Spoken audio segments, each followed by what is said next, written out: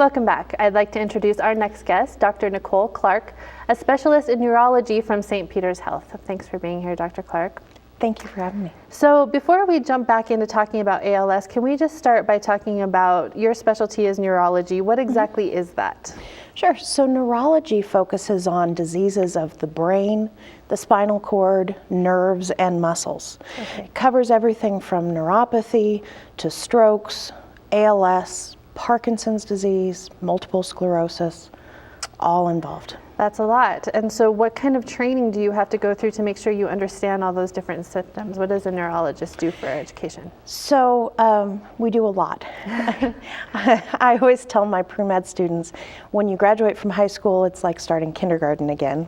You do 4 years of a pre-medical education, a BS degree, and then you do your medical school for 4 years, then typically a year of internship, 3 years of neurology residency, and then many of us do an additional specialty year.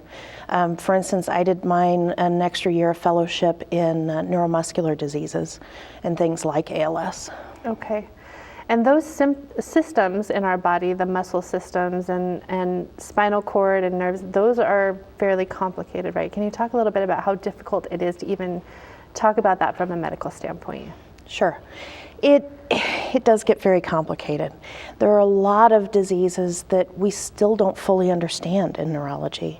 There are diseases that we don't know why they happen.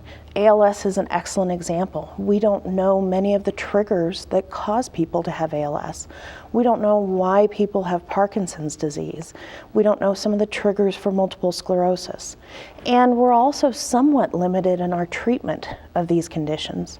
So that makes it especially difficult. So it's complex, there's a lot going on in the brain and the nervous system, and the treatments are very complex as well. But it also makes it very interesting. Okay. So you talked about that we don't know a lot about ALS, but what do we know? What is it exactly? So ALS, amyotrophic lateral sclerosis, commonly known as Lou Gehrig's, as you've talked about, that is a disease of motor neurons. And motor neurons are connected from your brain down to your spinal cord, and then from your spinal cord to your muscles. And they send these signals from your brain down to muscles. What happens in ALS is those nerves deteriorate. And when the nerves deteriorate, they stop sending the signals down to muscle. That causes the muscles to not function correctly and to atrophy or shrink. Okay, and so you mentioned the motor neuron. That's a category of diseases, is that right? Or what are motor neuron diseases? So motor neuron diseases are anything that affects those motor nerves. There are several others. They're less common even than ALS, but they're in the same category. Okay, what are some examples? Are there anything we would have heard of maybe? Probably not. Okay. Primary lateral sclerosis, and there are a couple other related genetic diseases that are similar. Okay, so let's go back to ALS. We heard a little bit from Paul about some early symptoms, but typically what are the early symptoms of ALS? The most common things that I see when people come into the clinic and have questions are when they have, for me, what I see are jumpy reflexes. So when I pull out my reflex hammer and I'm tapping on their arms or their knees, their arms and legs jump more than they should. There are also some other reflexes we look for. What they see is more the weakness.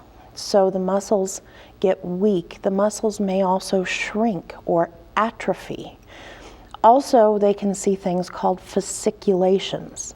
And fasciculations are twitching in the muscles.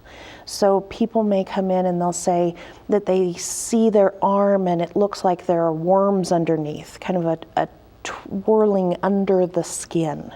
And those are fasciculations. Okay. And so we know that there isn't really a test for ALS. So how does a person know if that's what they have? Sometimes it can be very difficult. The best way to diagnose it is the clinical symptoms. So we look at things with an examination. So I mentioned the reflexes. We look at these muscle movements if they're present. We test strength. We know ALS is a regional loss that people will lose in one section of their body first. So the pattern helps us.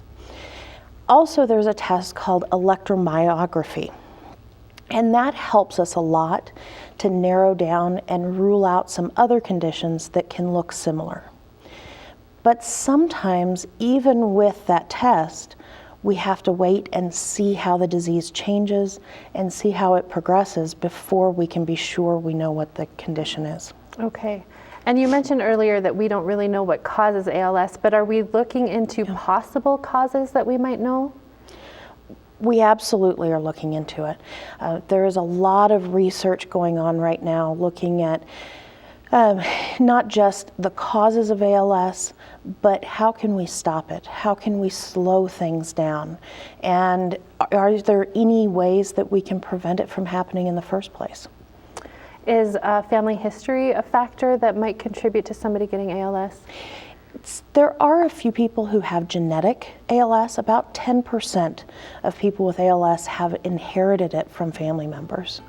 But most people, 90%, it's not inherited. Okay. All right. Well, we're going to pause there for just a few minutes to take a quick break, but we're going to continue this conversation with Dr. Clark right after these messages. Stay with us. We'll be right back.